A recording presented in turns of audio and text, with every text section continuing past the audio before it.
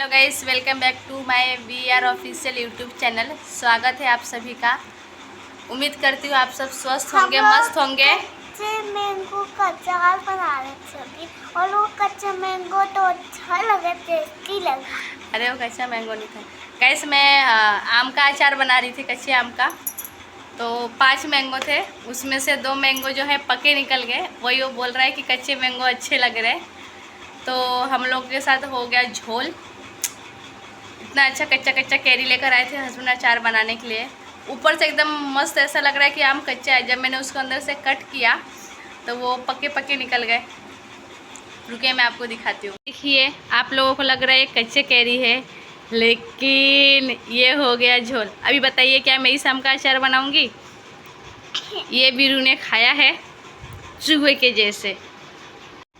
मैं आप लोगों के साथ आम के अचार का रेसिपी जल्दी ही शेयर करूँगी पूरा रेडी होने के बाद। आज मैंने एक ब्लॉग अपलोड किया, उसमें मैंने लहसुन मिर्ची अदरक के रेसिपी डाली है। आप खाओगे नहीं तो इधर, हाँ वो मैंने डाली है। तो उस ब्लॉग को ढेर सारा प्यार दीजिएगा और रेसिपी कैसी उसकी लगी मुझे ज़रूर बताइएगा। फिर कुछ दिनों में मैं ये आम के अचार की भी रेसिपी डालूँगी, आप लोग के साथ शेयर करूँगी। सो गाइस, अभी 5 बजने वाले हैं और बच्चे लोग आने वाले ट्यूशन के लिए और मैं अभी धो रही हूँ बर्तन।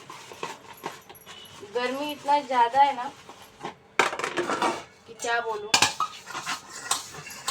गर्मियों में टाइम पे ना मुझे मेरे किचन में आने का मन नहीं करता है, लेकिन आना पड़ता है। सच बोलूँ तो मुझे बर्तन धोना बिल्कुल भी पसंद नहीं है, लेकिन करना पड़ता है। काम पसंद हो या ना पसंद हो, घर गृहस्थी का जो काम है वो हर एक औरत को करना ही पड़ता है, चाहे कुछ भी हो जाए, क्योंकि हमें कोई करके देगा नहीं। और पहली बात, कोई करके भी देगा तो क्यों देगा? तुम्हारी घर गृहस्थी है भाई, आपको संभालनी है। इसके लिए मुझे कपड़े धोना बहुत पसंद है, मैं कपड़े धोती हूँ, लेकिन बर्तन धोना ना मुझे शुरू से ही नहीं पसंद है। मैं मेरे घर पे भी शादी के पहले मैं बर्तन नहीं धोती थी। और मेरे घर वाले लोगों को बोलती थी चाहे जितने मेरे से कपड़े धुला लो, लेकिन मेरे से बर्तन मत धुलो, बट अभी मेरे को धोने पड़ते हैं। अभी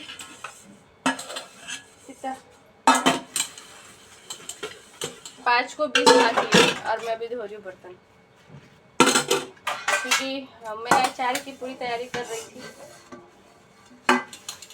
ऑलमोस्ट हो गया, बस थोड़े मसाले हो गए इसलिए लेट हो गया। और बाबू को भी पढ़ा रही थी, अभी उसको मैंने सुला दिया है और सो रहा है। मैं इधर फटाफट बर्तन धोने आई हूँ। अभी बच्चे लोगों का वेकेशन चालू हो गया है, इसलिए मैं 1 टाइम ही क्लास लेती हूँ, सिर्फ शाम को, क्योंकि ऑलमोस्ट मेरे स्टूडेंट है जो हैं वो गांव चले गए हैं। तो मैं एक ही बार क्लास लेती हूँ, सिर्फ शाम को 5 बजे।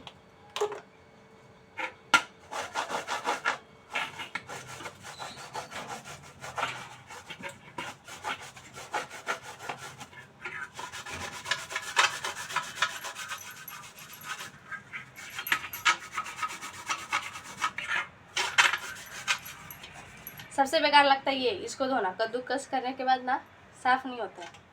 इसको मैं ये ब्रश से साफ़ करती हूँ, बिकॉज इसमें जो है काथा वो फंस जाता है। इससे इजली जो भी है उसके अंदर जो भी फंसे रहता है वो सब निकल जाता है, उससे इजली पड़ता है।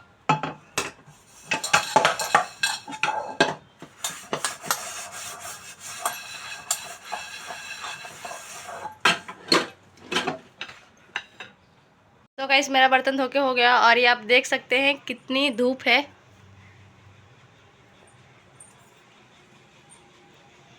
ये इसलिए किचन में काम करने का मन नहीं होता है गर्मियों में। बट ये आप देख सकते हैं मेरी हालत क्या हो गई है। इधर बहुत धूप लगता है किचन में मेरे, बहुत मतलब बहुत ज़्यादा। अभी मैं इसमें अभी आऊँगी डायरेक्ट 7 बजे खाना बनाने के टाइम पे। उसके पहले तो बिल्कुल नहीं, बस बर्तन धोना था करके ये हुआ। अभी मैं जाती हूँ फटाफट से रेडी होने, क्योंकि अभी बच्चे लोग आएंगे पढ़ने के लिए। सो गाइस, मैं रेडी हो गई हूँ, अभी बच्चे आए नहीं हैं। ये हमारे बाबू साहब सो रहे हैं गहरी नींद में। Being a tuition teacher life इतना इजी नहीं है। हमारे ऊपर बहुत ज़्यादा प्रेशर होता है। हर एक बच्चे का 6 या तो 7 या तो 8 सब्जेक्ट होता है। वो सारे सब्जेक्ट का रिवीज़न सिलेबस हमको पूरा कंप्लीट करना होता है एग्ज़ाम के पहले, और उनका रिवीज़न लेना है, टेस्ट लेना, ये सारी चीज़ें हमको करना पड़ता है। पेरेंट्स जो है आके बोलते हैं हमारे पास टाइम नहीं है, एग्ज़ाम के टाइम पे आप ही हमारे बच्चों को पढ़ाइए।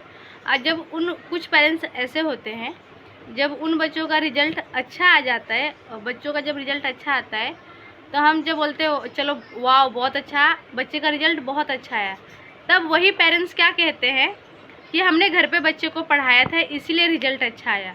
बल्कि एग्ज़ाम के टाइम पे और ऐसे भी पूरे मंथ वो क्या कहते रहेंगे, टीचर आप ध्यान दीजिए, टीचर आप ध्यान दीजिए, हमारे पास टाइम नहीं रहता, हम बच्चे को नहीं पढ़ा पाते हैं, जो भी है आप ही ट्यूशन में कंप्लीट कराइए। जब सब चीज़ मैं ही पढ़ा रही हूँ, मैं ही कंप्लीट कर रही हूँ, तो रिज़ल्ट के टाइम पे थोड़ा तो अप्रिशिएट मुझे भी मिलना चाहिए ना। लेकिन वो नहीं, तभी पेरेंट्स पूरा क्रेडिट खुद लेके जाते हैं और क्या कहते हैं हमने घर पे पढ़ाया इसलिए बच्चे का रिज़ल्ट अच्छा आया। ये चीज़ होता है। और ऐसे एक नहीं, बहुत सारे पेरेंट्स हैं, उनको पूरे मंथ मेरे से कोई भी कंप्लेंट नहीं रहेगा, कोई भी शिकायत नहीं रहेगी उनको कि उनका बच्चा क्या पढ़ रहा है, कैसा पढ़ रहा है। जैसे ही फ़ी टाइम आएगा, फ़ी का जैसे टाइम आएगा देने के लिए, मैं उनको बोलूँगी कि आपका फ़ी का टाइम हो गया है, तभी उनको बहुत सारी कमियां याद आने लगेगी कि उनके बच्चे को ये नहीं आ रहा है, वो नहीं आ रहा है, बच्चा ऐसा नहीं कर पा रहा है, बच्चे को रीडिंग नहीं आ रहा है। तो मैं उन पेरेंट्स से ये पूछना चाहती हूँ कि वो पूरे मंथ कहाँ रहते हैं। आप तो रोज़ अपने बच्चे को छोड़ने के लिए आते हैं, ले जाने के लिए आते हैं, तब तो आप कंप्लेन कर सकते हैं ना कि आपके बच्चे को ये नहीं आ रहा है, वो नहीं आ रहा है। लेकिन जैसे ही मैंने फ़ी के लिए बोला, आप लोगों को याद आता है कि आपके बच्चों को ये नहीं आ रहा है, वो नहीं आ रहा है, उसके पहले याद नहीं आता है। ठीक है, आप हमें अप्रिशिएट करें नहीं करें वो अलग बात है, लेकिन जब आप हमें इतना प्रेशराइज़ कर देते हो कि नहीं मेरे बच्चों को यही पढ़ाओ, ऐसे ही पढ़ाओ, ये तरीके से पढ़ाओ, जब उन बच्चों का रिज़ल्ट अच्छा आता है तो पूरा क्रेडिट तो आप लेके चले जाते हो, हम तो कुछ करते ही नहीं है ना। तो कुछ पेरेंट्स ऐसे भी होते हैं, ईजी नहीं है, हम अपना पूरा टाइम बच्चों को देते हैं। इवेंट एग्ज़ाम के टाइम पे हम संडे हो या फेस्टिवल हो, हम सब भूल जाते हैं, हम उस दिन भी क्लासेस रखते हैं।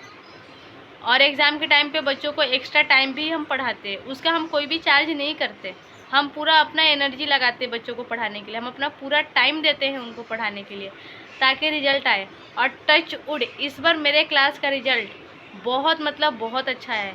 अब तक जितने भी बच्चों का रिज़ल्ट आया है सब फर्स्ट क्लास से पास हुए हैं। ऑलमोस्ट बच्चों ने 90 क्रॉस किया है।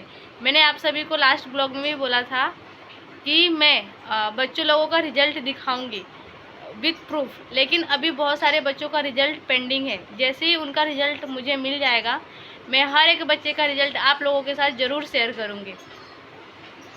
तो बस इतना ही है कि हम अपनी मेहनत करते हैं, तो आपका भी काम है कि फ़ी जो है थोड़ा टाइम पे कीजिए, हमें भी अच्छा लगेगा। और थोड़ा आप भी अपने बच्चों पे ध्यान दीजिए। हम जानते हैं कि पेरेंट्स को आजकल के दोनों हस्बैंड वाइफ जो है पेरेंट्स हैं बच्चों के, वो दोनों वर्किंग हैं, उनके पास टाइम नहीं रहता है। मेरे को बस एटलीस्ट ये है कि एटलीस्ट पूरे वीक में सैटरडे या तो संडे को आप टाइम निकाल के अपने बच्चों को एटलीस्ट आधा घंटा 1 घंटा उनकी पढ़ाई पे ध्यान दीजिए। एटलीस्ट उनको देखिए कि आपका बच्चा मतलब कर क्या रहा है, पढ़ क्या रहा है। आप पूरा स्कूल के ऊपर भी नहीं डाल सकते हैं, पूरा जिस ट्यूशन्स में, जिस कोचिंग में, मेरा तो होम ट्यूशन है, मेरा कोई हाई फाई ट्यूशन नहीं है, मैं अपना होम ट्यूशन्स लेती हूँ घर पे। क्या कर रहा है एटलीस्ट आप उतना तो देखें, आपका बच्चा कर क्या रहा है आप वो तो देखें। आपका बच्चा पूरा वीक किया क्या है, ज़्यादा नहीं, बस वीक में 1 दिन भी आपने अपने बच्चों को दिया, उसका पढ़ाई आपने चेक किया, तो उससे भी आपको समझ में आएगा कि आपका बच्चा क्या कर रहा है, क्या नहीं कर रहा है, कौन सा सब्जेक्ट में आपका बच्चा वीक है। ताकि जब आप पीटीएम में जाएं तो आपको समझ में आए कि आपको उस क्लास टीचर से क्या बात करना है, क्या नहीं बात करना है। अगर आप अपने बच्चे पे ध्यान ही नहीं देंगे तो फिर आप हस्बैंड वाइफ का वर्किंग होने का कोई फ़ायदा नहीं है, क्योंकि आप कमा क्यों रहे, अपने बच्चे के लिए कमा रहे ना। और जब आप उस बच्चे का ही ध्यान नहीं देंगे तो फिर मतलब क्या है पढ़ाने का। मेरे क्लास में एक बच्चा आता है, आप लोगों ने अभी मैं नाम नहीं लूँगी किसी का, उसकी जो मम्मी है पढ़ी लिखी नहीं है, उनको ABCD क्या है उनको ओ तक नहीं पता है। लेकिन सीरियसली मैं सैल्यूट करती हूँ ऐसी लेडीज़ को। वो अपने बच्चे को पढ़ाने के लिए खुद पढ़ना सीख रही है। वो यूट्यूब से देख के अभी वो क ख ग घ सीख गई हैं, ABCD सीख गई हैं। इवेंट उसका होमवर्क कैसे करना है, क्या करना है, वो सब चीज़ उनको नहीं समझ में आता है। मुझे फ़ोन करती हैं या तो मुझे पर्सनली मिल के जाती हैं और मुझे बोलती है आप मुझे बता दो, मैं करा दूँगी, मैं हाथ पकड़ के लिखा दूँगी मेरे बच्चे को। उनका बच्चा अभी 1st स्टैंडर्ड में चला गया है और उनके बच्चे ने इस बार 90% लाया है। मतलब कुछ स्कूलों में ग्रेड देते हैं और कुछ स्कूल में ये परसेंटेज देते हैं। तो जिस स्कूल में उनका लड़का जाता है उसमें परसेंटेज देते हैं, तो उसको 90 मिला है। सच अ लेडी, वो इतना अपने बच्चे का पढ़ाई पे ध्यान देती है, इतना ज़्यादा, मतलब उसके बच्चे को कब कौन सी चीज़ लगने वाली है, स्कूल में कौन सा टाइम पे कौन सा बुक्स देना है, क्या एक्टिविटी होने वाली है, हर एक चीज़ का ध्यान देती है। उनके हस्बैंड भी आई थिंक सो उतना उनको नहीं होता है, तो वो जो भी है बिज़ी रहते हैं अपने काम में, तो उनको जो स्कूल का जो मैसेज आता है उनको नहीं समझ में आता, तो मुझे फॉरवर्ड करती हैं कि टीचर मुझे बताइए इसका मतलब क्या है। तो वो सारे मैसेज में उनको वॉइस रिकॉर्डिंग करके भेजती हूँ कि इस चीज़ का ये मतलब है। वो ऐसी हैं। तो जो माँ बाप पढ़े लिखे नहीं हैं उनको आज की डेट में पढ़ाई का महत्व बहुत ज़्यादा, बहुत अच्छे से पता है। मेरे को बस यही कहना था कि थोड़ा आप लोग भी अपने बच्चे पे ध्यान दीजिए। हम तो पूरी कोशिश करते हैं, मैं क्या, जो भी हम ट्यूशन्स लेते होंगे वो सब भी जानते हैं कि वो बहुत अच्छे से पढ़ाते हैं। मेरे क्लास के जो 4, 5, 6 ईयर्स के जो बच्चे हैं, जो शुरू से मेरे पास जो 3 ईयर्स से ट्यूशन आते हैं, आज के टाइम पे वो सारे बच्चों को 2 लेटर 3 लेटर का इंग्लिश रीडिंग, हिंदी बिना मात्रा वाले शब्द का रीडिंग वो लोगों को आने लगा है। मैं बेसिक चीज़ों से शुरू करती हूँ बच्चों को पढ़ाने के लिए, और वो मतलब बच्चे भी वैसे कि कैच करते हैं। बच्चे लोगों को डांट से बच्चे लोग नहीं पढ़ते। मेरे पास, मैं जल्दी बच्चे लोग पर डंडा नहीं उठाती हूँ, कभी मैं जल्दी चिल्लाती नहीं हूँ। मैं सिर्फ जो बच्चे बड़े हैं, जो 6, 7, 8 वाले बच्चे हैं, उनके ऊपर मैं ज़्यादा करके चिल्लाती हूँ, और कभी ज़रूरत पड़ा तो एक डंडा वो लोगों को लगता भी है। इससे ज़्यादा मैं किसी भी बच्चे को मारती भी नहीं हूँ, क्योंकि बच्चे लोगों को, मेरा ऐसा मानना है कि आजकल के बच्चे जो हैं खेल कूद से, एक्टिविटी से ज़्यादा सीखते। मैं 1 घंटा बच्चों लोगों को लिखाती हूँ और बाकी का जो 1 घंटा जो मेरा रहता है उसमें बच्चे लोगों का लर्निंग लेती हूँ। जैसे कि वो लोगों का पोएम्स मैंने पूरे वीक मतलब मैंने क्या वो लोगों को लिखाया है, क्या सिखाया है। जैसे कि ABCD जिनको नहीं आता वो लोगों से मैं ओरली खड़े होके पूछती हूँ, ताकि वो लोग का कॉन्फिडेंस लेवल जो है हाई हो। वो लोगों को मैं खड़ा करती हूँ कि किसको 2 का टेबल याद हो गया, किसको 3 का टेबल याद हो गया, आके बोलो, सबके सामने सुनाओ।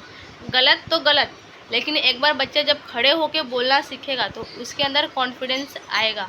इसलिए मैं ऐसा करती हूँ ताकि वो बच्चे लोगों को वो सारी चीज़ें आए। और मैं हर सैटरडे को बच्चे लोगों को बिना बैग का बुलाती हूँ। क्यों? उस दिन थोड़ा हम लोग आधा घंटा हम लोग गेम खेलते, कुछ ऐसा गेम जिससे गेम खेलते खेलते बच्चे लोगों को कुछ सीखने मिल जाए, वो सारी चीज़ें हम करते हैं। प्लस उस दिन पूरा वो लोगों का learning, poem, story plus table, ABCD, स्वर, वर्णमालाएँ, ये सारी चीज़ें मैं बच्चे लोगों को सिखाती हूँ। सो गाइस, बहुत हो गया बातें। आप लोगों को मेरा वीडियो कैसा लगा सब कमेंट करके ज़रूर बताइएगा, और कमेंट करना ना भूलें। चैनल को सब्सक्राइब ज़रूर करें। Thank you.